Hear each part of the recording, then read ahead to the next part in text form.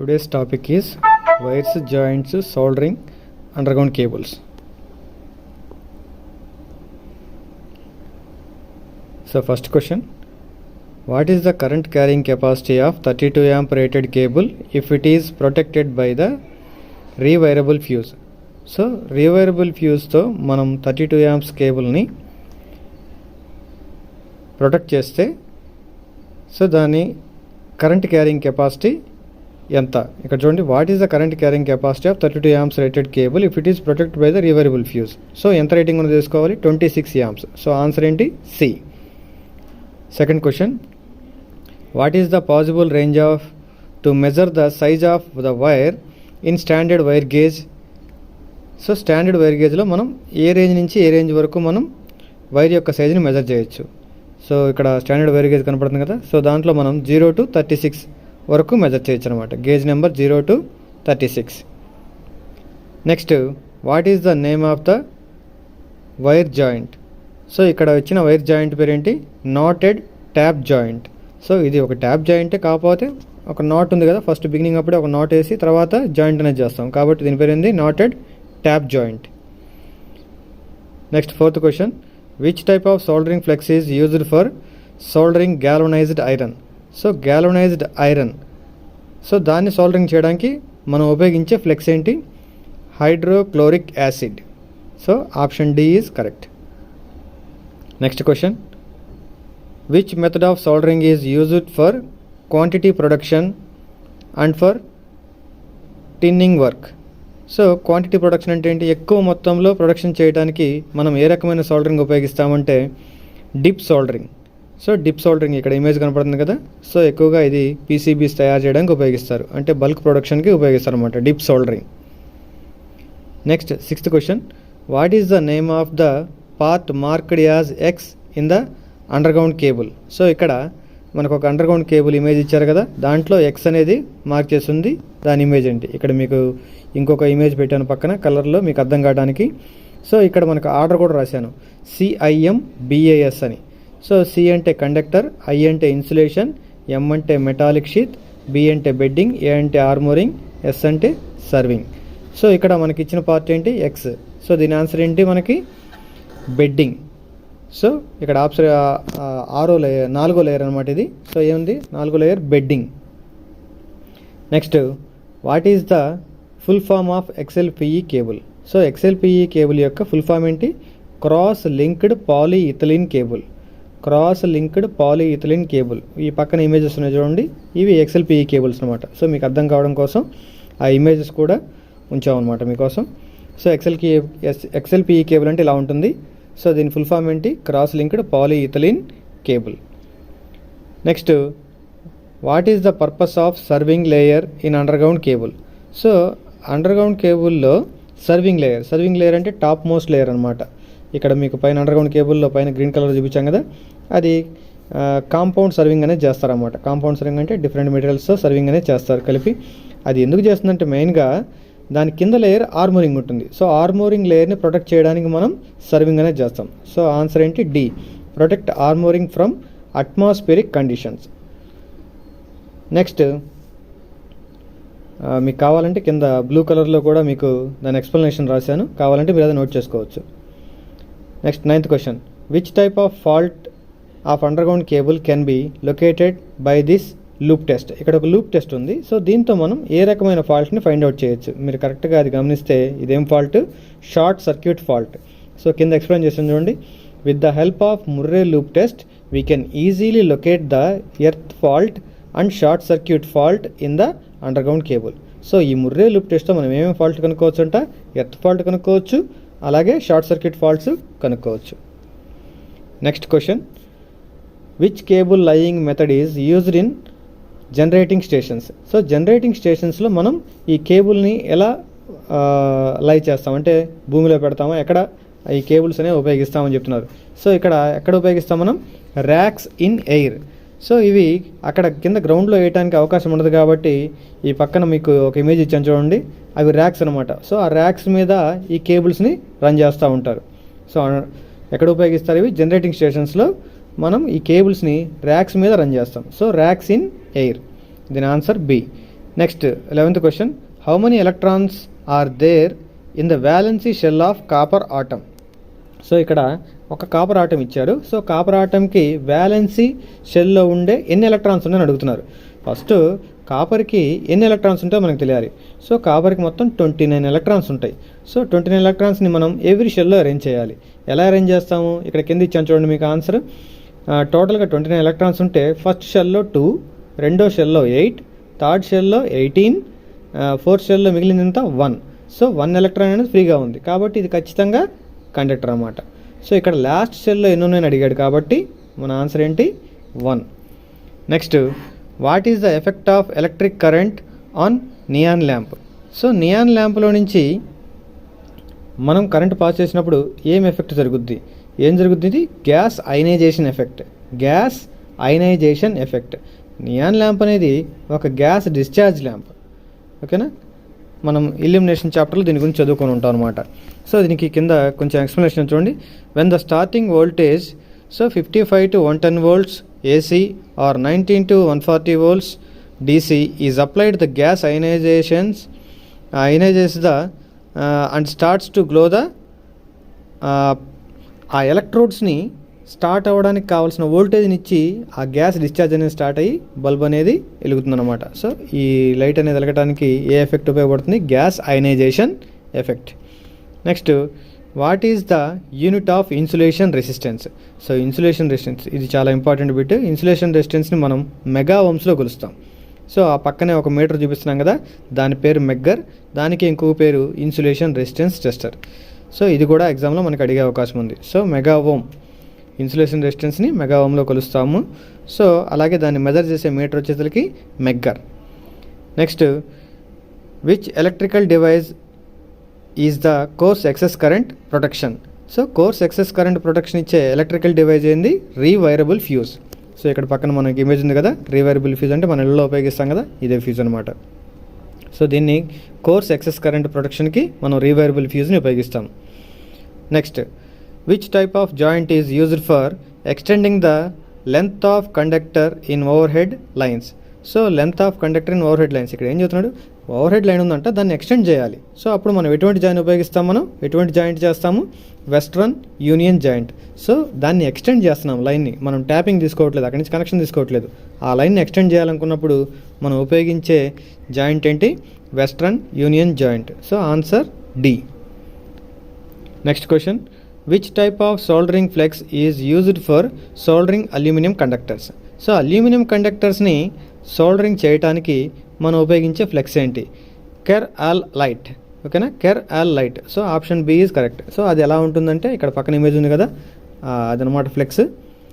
Aluminium కండక్టర్స్ని soldering చేయడానికి ఉపయోగించేది కెర్ all light. Next question, what is the effect on molten solder due to repeated melting. So what is the effect of molten solder due to repeated melting. So ఇక్కడ repeated melting అవుతా ఉందంట, దానికి కారణం ఏంటి, టిన్ content reduced. So టిన్ content లేదు కాబట్టి అది రిపీటెడ్గా మెల్ట్ అవుతూ ఉంది. చూడండి కింద మనం ఎక్స్ప్లెనేషన్ ఇచ్చాం, the effect on molten solder due to repeated melting is tin content gets reduced. The right melting point of the solder is about to 250 degrees Celsius. So అది మెల్ట్ అవ్వడానికి అవసరమైన టెంపరేచర్ ఎంత అంట, 250 degrees Celsius. సో ఇక్కడ ఎందుకు రిపీటెడ్గా melt అవుతుందంటే టిన్ content తగ్గింది అని. Next 18th question, what will happen to PVC insulation in cable carries excess current continuously for long period. So ఈ పీవీసీ ఇన్సులేషన్ కేబుల్స్ అనేవి ఎక్కువ కరెంట్ని ఎక్కువ టైం తీసుకుంటే, ఓకేనా, ఎక్కువ కరెంట్ని ఎక్సెస్ కరెంట్ని ఎక్కువ టైం తీసుకుంటే ఏమవుతుంది, జనరల్గా ఏమవుతుందంటే దాని యొక్క ఇన్సులేషన్ రెసిస్టెన్స్ తగ్గిపోతుంది. ఓకేనా, అది హీట్ అవడం వల్ల అది మెల్ట్ అయ్యి దాంట్లో ఉన్న ఇన్సులేషన్ రెసిస్టెన్స్ అనేది తగ్గుతుంది. So option D is correct, insulation resistance decreases. Next 19th question, which method of cable laying is suitable for congested areas.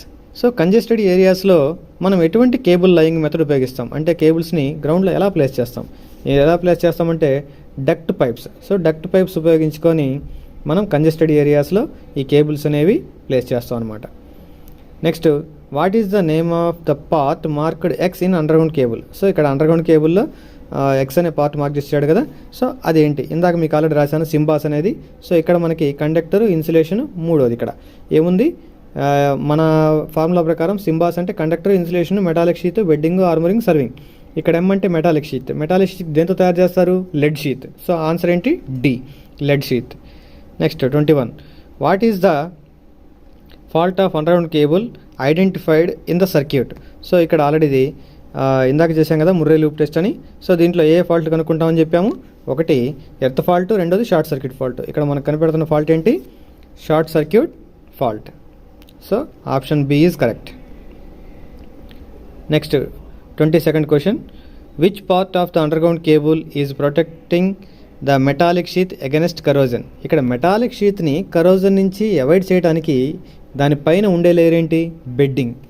ఓకేనా, బెడ్డింగ్ అనేది జూట్ మెటీరియల్తో చేస్తారు. ఓకేనా, బెడ్డింగ్. ఆన్సర్ ఏంటి, bedding. Okay, option B correct. Next, why the soldering iron must be kept in to a stand that not use while soldering. So మనం soldering చేసేటప్పుడు ఆ soldering ఐరన్ని స్టాండ్లోనే ఉంచాలంట. ఎందుకంటే ఆ పక్కన ఉన్న సర్ఫేస్ లేదా దానికి ఏమన్నా వైర్లు ఇవి తగిలితే ఏమైతే అవి కాలిపోతాయి. సో దానికోసం మనం స్టాండ్ ఉపయోగిస్తాం. ఇక్కడ ఆన్సర్ ఏంటి, it prevents burns and fire. So ఇది కాలకుండా అలాగే ఫైర్ అవ్వకుండా ఆ స్టాండ్లో ఉంటే సేఫ్గా ఉంటుంది కాబట్టి సో సోల్డరింగ్ ఐరన్కి స్టాండ్ అనేది ఉపయోగిస్తాం. Next 24th question, which type of wire joint is found in the junction box. So junction బాక్స్లో ఉపయోగించే జాయింట్స్ ఏంటి, మనం జనరల్గా ఉపయోగించేది ర్యాట్ టైల్ జాయింట్. ఓకేనా, pick tail, rat tail joints అనేవి ఈ జంక్షన్ బాక్స్లో ఉపయోగిస్తూ ఉంటాం. చాలా సింపుల్ జాయింట్, ట్విస్ట్ జాయింట్ అనమాట ఇది. Next 25th, what is the name of the joint. So ఇక్కడ ఇచ్చిన జాయింట్ ఏంటి, మ్యారీడ్ జాయింట్. ఏంటిది, మ్యారీడ్ జాయింట్. వెస్ట్రన్ యూనియన్ జాయింట్కి మ్యారీడ్ జాయింట్కి డిఫరెన్స్ ఉంది. సో ఇక్కడ ఆన్సర్ ఏంటి, married joint. Next, what is the use of Britannia tee joint. So Britannia tee joint యొక్క యూజ్ ఏంటి, బ్రిటానియా టీ జాయింట్ యొక్క యూజ్ ఏంటంటే tapping the service connection from overhead lines. Overhead line వెళ్తున్నప్పుడు దాని నుంచి tapping చేసుకోవాలంటే over head లైన్ని cut చేయకుండా మనం ఈ జాయింట్ అనేది చేసుకోవచ్చు. సో ఏ జాయింట్ ఉపయోగిస్తున్నాం, బ్రిటానియా టీ జాయింట్ అనేది సర్వీస్ లైన్ నుంచి మనం ట్యాపింగ్ తీసుకోవడానికి ఉపయోగిస్తున్నాం. Next question, which type of soldering method is used for servicing and repairing work. Servicing, repairing వర్క్లో మనం ఉపయోగించే సోల్డరింగ్ ఐరన్ ఏంటి, సోల్డరింగ్ మెథడ్ ఏంటి, soldering with soldering gun. So soldering with soldering గన్తో మనం సోల్డరింగ్ అనేది చేస్తాం. So option C correct. What is the use of dip soldering method. So dip soldering method అనేది దేనికి ఉపయోగిస్తాం, soldering miniature components on PCB. So PCB మీద మనం కాంపోనెంట్స్ని soldering చేయడానికి మనం డిప్ సోల్డరింగ్ మెథడ్ అనేది ఉపయోగిస్తాం. అలాగే ఇదే మెథడ్ని మనం బల్క్ సోల్డరింగ్లో కూడా ఉపయోగిస్తామని మాట్లాడుకున్నాం. Next 29th question, name the part marked X of the belted underground cable. So ఇక్కడ మార్క్ చేసిన ఎక్స్ అనేది ఏంటి, లెడ్ షీత్. సో ఈ చూసారు కదా, అండర్గ్రౌండ్ కేబుల్స్లో మనకి చాలా రకాల బిట్లు అడుగుతూ ఉంటారు. సో మీకు ఒకసారి ఆ పక్కన ఇమేజ్ కూడా ఇచ్చాను, ఒకసారి క్లియర్గా చూసుకుంటే మీకు ఇంకా చక్కగా అర్థమవుతుంది. Next 30th question, which insulating material is used as hot pouring compound for making joints in underground cables. So underground కేబుల్స్ని మనం జాయింట్ చేయడానికి అక్కడ అంటే దాని మీద ఉపయోగించే మెటీరియల్ ఏంటి అంటే bituminous compound. So option C correct. So soldering చేయడానికి లేదా వైర్లు జాయింట్ చేయడానికి మనం హాట్ పోరింగ్ కాంపౌండ్, అక్కడ వేడిగా ఉన్న ఒక కాంపౌండింగ్ మెటీరియల్ని పోస్తామంట. అదేంటి, బిటూమినస్ కాంపౌండ్. దాని పేరేంటి, bituminous compound. So option C correct. Next, what is the purpose of bedding insulation of underground cable.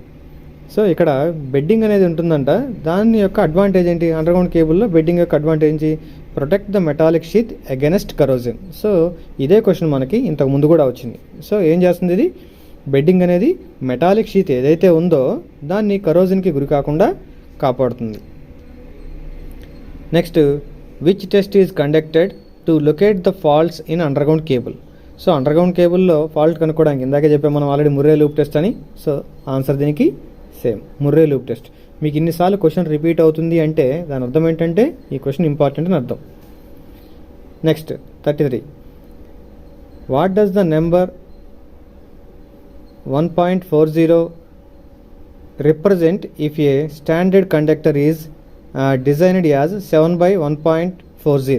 So ఇక్కడ 7/1.40 అనే దాంట్లో 1.40 అనేది ఏం చెప్తుంది అని అంటున్నాడు. ఏం చెప్తుంది? Diameter of each stand. అంటే దాంట్లో ఒక్కొక్క స్టాండ్ యొక్క డయామీటర్ 1.40 ఉంది అని చెప్తుంది. ఓకేనా, 1.40 అనేది ఉంది అని చెప్తుంది. అలాగే ఎన్ని స్టాండర్డ్స్ ఉన్నాయి దాంట్లో? 7 స్టాండ్స్ ఉన్నాయంట. ఓకే, 7/1.40 అంటే దాని అర్థం ఏంటంటే 7 స్టాండ్స్ ఉన్నాయి, ఒక్కొక్క స్టాండ్ యొక్క డయామీటర్ అనేది 1.40 ఉందని అర్థం. Next, what is the value of electrical conductivity of aluminium conductor? So aluminium conductor యొక్క ఎలక్ట్రికల్ కండక్టివిటీ అంటే ఎంత? సో ఇది నెంబరే కాబట్టి గుర్తుపెట్టుకోవాలి, 35 మో మీటర్. కండక్టివిటీ అన్నాడు కాబట్టి మోలో చెప్తున్నాం మనం అది. ఓకేనా, మో meter.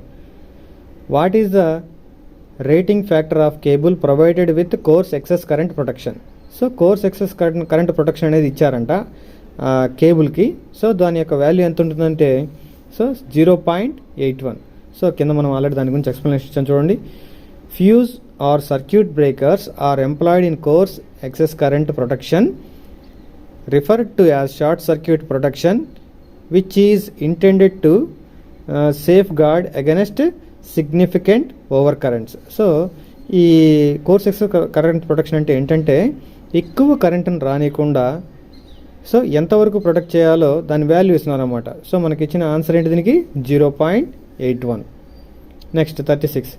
What is the size of neutral conductor compared to phase conductor in underground cable? So underground కేబుల్లో న్యూట్రల్ కండక్టర్ సైజ్ అంటే ఎలా ఉంటుందంటే ఎప్పుడూ కూడా ఫేజ్ కండక్టర్ కంటే తక్కువ ఉంటుంది. అయితే ఎంత ఉంటుందని చెప్తున్నారు ఇక్కడ?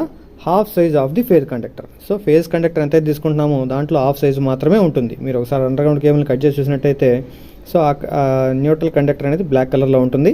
సో దాని సైజ్ అనేది సగం ఉంటుందని చెప్తున్నారు, హాఫ్. సో ఆన్సర్ ఏంటి? B. Next, what is the name of the tool? So ఇక్కడ ఒక టూల్ ఉంది కదా ఇమేజ్లో, ఆ టూల్ పేరేంటి? Crimping tool. క్రింపింగ్ టూల్ ఎందుకు ఉపయోగిస్తామని?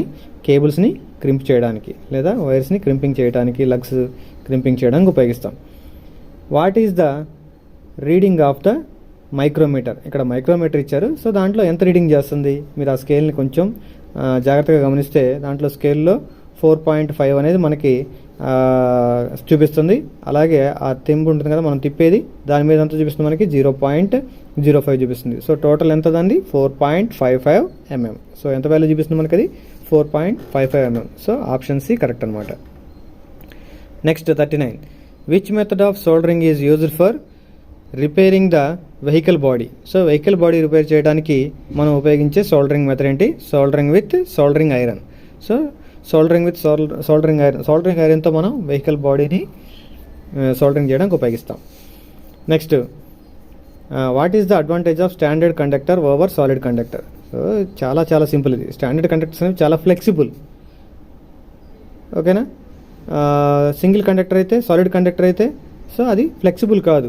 అది ఒకటే కండక్టర్ ఉంటుంది కాబట్టి సో అది ఫ్లెక్సిబుల్గా ఉండదు. సో మెయిన్ అడ్వాంటేజ్ అయితే మోర్ ఫ్లెక్సిబుల్. సో ఇక్కడ మనకి 2 రకాల కండక్టర్స్ ఇచ్చాను, స్టాండర్డ్ కండక్టర్, సాలిడ్ కండక్టర్. మీకు అర్థం కాదు. స్టాండర్డ్ కండక్టర్స్ అంటే నెంబర్ ఆఫ్ స్లీవ్స్, దాంట్లో తీగలు ఎక్కువగా ఉంటాయి. ఓకేనా, సాలిడ్ కండక్టర్ అంటే ఒకటే తీగ ఉంటుంది, లావుగా ఉంటుంది అది. Next, what is the current capacity of 16 amp cable if it is protected by course excess current protection? So 16 amp కేబుల్ని మనం కోర్స్ ఎక్సెస్ కరెంట్ ప్రొటెక్షన్తో చేస్తున్నామంట. అయితే దాని కరెంటు ప్రొటెక్షన్ ఎంత? 13 amps. ఎప్పుడైనా గుర్తుపెట్టుకోండి, ఈ కోర్స్ ఎక్సెస్ కరెంట్ ప్రొటెక్షన్ ఉపయోగించినప్పుడు మనకి దీంట్లో ఫస్ట్ బిట్ కూడా మనకు అదే వచ్చింది. సో 32 amps ఎంత అని, అట్లాగే 16 amps ఎంత అంటున్నాడు. ఎప్పుడైనా కూడా దానికంటే తక్కువే వేస్తాం. కోర్స్ ఎక్సెస్ కరెంట్ ప్రొటెక్షన్ అనేది కంపల్సరీ మన కేబుల్ మీద ఉన్న కరెంట్ వరకు ప్రొటెక్షన్ వేయం. సో దానికంటే తక్కువ ప్రొటెక్షన్ ఉన్న ఫ్యూజే ఉపయోగించుకుంటాం మనం. ఓకేనా, ఇక్కడ 13 amps. So option B correct. Next, what is the unit for quantity of electricity? So quantity of electricity unit ఏంటి? కూలూమ్స్. అసలు క్వాంటిటీ ఆఫ్ ఎలక్ట్రిసిటీ అంటే కింద డెఫినేషన్ చూడండి. The quantity of electricity which correspondence to 1 ampere being passed for 1 second is called 1 coulomb. ఒక ampere అనేది 1 second పాటు వెళ్తే అది 1 coulombకి సమానం అంట. ఓకేనా, 1 coulombకి సమానం అనమాట. సో దాన్నే మనం క్వాంటిటీ ఆఫ్ ఎలక్ట్రిసిటీ అంటాం. So option B correct. What is the name of the soldering method? So ఇక్కడ ఉపయోగించిన సోల్డరింగ్ మెథడ్ ఏంటి? Soldering iron. Soldering iron. So ఆ ఇమేజ్ చూసి మీరు ఆన్సర్ పెట్టాలన్నమాట. Soldering iron. What formula is used to find electromotive force? So electromotive force కనుక్కోవడానికి formula ఏంటి? EMF equal to potential difference plus voltage drop. So option B correct. EMF equal to potential difference plus voltage drop. Next, what is the current rating factor for close excess current protection of cable? ఇక్కడ close excess current protection అన్నాడు. So close excess current protection వచ్చేసరికి 1.23. So ఇక్కడ చూడండి, కింద మనం explanation ఇచ్చాం ఒకసారి. HRC fuses rewirable type fuse units are circuit protection known as over current protection which guards against excess current in electrical circuits. So 1.23 అనేది, లేదా 1.5 టైమ్స్ ఫర్ 4 అవర్స్. ఇక్కడ క్లోజ్ ఎక్సెస్ కరెంట్ ప్రొటెక్షన్ అంటే ఏంటంటే 1.5 amps లేదా 1.23 amps అనేవి దాదాపుగా 4 hours వరకు వెళ్తే అంతవరకు ప్రొటెక్ట్ చేసేదాన్ని దీని ఏమంటాం మనం? క్లోజ్ ఎక్సెస్ కరెంట్ ప్రొటెక్షన్ అంటాం. ఓకేనా? అంటే ఈ క్లోజ్ ఎక్సెస్ కరెంట్ ప్రొటెక్షన్ అనేది ఆ కరెంట్ రేటింగ్ని కొంతకాలం పాటు ఎలో చేస్తుంది, తర్వాత మాత్రమే ప్రొటెక్ట్ చేస్తుంది. Next, what is the disadvantage of solid conductor compared to standard conductor? Solid కండక్టర్కి ఏముంటుంది? ఇందాక సేమ్ బిట్ వచ్చింది మనకి. సాలిడ్ కండక్టర్కి లెస్ ఫ్లెక్సిబిలిటీ, అదే స్టాండర్డ్ కండక్టర్కి మోర్ ఫ్లెక్సిబిలిటీ. సో మనం క్వశ్చన్ని కొంచెం చదివి రాస్తే మనం చాలా ఈజీగా ఆన్సర్ చేయొచ్చు దీన్ని. Next, what is the name of the soldering method? ఇక్కడ ఏం కనపడుతుంది మనకి? Soldering gun. ఓకేనా? Soldering gun. సో 47 దానికి ఆన్సర్ ఏంటి? C, soldering with soldering gun. Next 48, what is the cause for cold solder defect in soldering? So cold solder defect in soldering అంటే heat అవ్వట్లేదు, దాని అర్థం ఏంటి? హీట్ రావట్లేదు. సో ఆప్షన్ ఏంటి? Insufficient heat. కోల్డ్ సోల్డర్ అంటే heat అవ్వట్లేదు, soldering rod సరిగ్గా హీట్ అవ్వట్లేదు, దాని అర్థం ఏంటి? Insufficient heating. Next 49, what happens to the voltmeter if it is connected as ammeter? So మనం వోల్ట్మీటర్ని ఒకవేళ మనకు తెలియకుండా అమ్మీటర్ లాగా కనెక్ట్ చేస్తే ఏమవుతుందని అడుగుతున్నారు. ఏమవుతుంది? లో రీడింగ్ చూపిస్తుంది. ఎందుకంటే వోల్ట్మీటర్కి హై రెసిస్టెన్స్ ఉంటుంది, వోల్ట్మీటర్కి హై రెసిస్టెన్స్ ఉంటుంది. సో హై రెసిస్టెన్స్ నుంచి లో కరెంట్ వెళ్తుంది. సో ఇది తక్కువ వాల్యూ చూపిస్తుంది. సో ఒకసారి ఎక్స్ప్లెనేషన్ చూడండి. Voltmeter is connected in series due to the high resistance, no current will flow through circuit. So voltage drop occurs. Voltage in same line is 0. It indicates 0. అంటే లో value కానీ లేదా zero value కానీ చూపిస్తుంది. So అందుకనే వోల్ట్మీటర్ని మనం ప్యారల్గానే connect చేయాలి. అమ్మీటర్ని అయితే ఎలా కనెక్ట్ చేయాలి? సిరీస్లో కనెక్ట్ చేయాలి. ఈ రెండు మనకి చక్కగా తెలిసి ఉండాలి, అప్పుడు మాత్రమే మనం ఈ క్వశ్చన్కి ఆన్సర్ చేయగలుగుతాం. Next, which is the example for course excess current protection? So ఇందాక నుంచి బిట్ వస్తానే ఉంది మనకి. కోర్స్ ఎక్సెస్ కరెంట్ ప్రొటెక్షన్కి మనం ఉపయోగించేది ఏంటి? Rewirable type fuses. Rewirable type fuses. Next question, which conductors are used for distribution lines? Distribution లైన్స్లో ఉపయోగించే కండక్టర్స్ ఏంటి? మనకి ఇన్సులేషన్ అవసరం లేదు డిస్ట్రిబ్యూషన్ లైన్స్కి. అంటే మనకి బయట బజార్లో లైన్ల మీద వెళ్తూ ఉంటాయి కదా, వీధుల్లో పోల్స్ మీద, ఆ లైన్స్కి ఎటువంటి ఇన్సులేషన్ ఉండదు. సో ఇక్కడ ఏంటి? Bare conductors. ఆప్షన్ ఏంటి? C, bare conductors. ఓకేనా?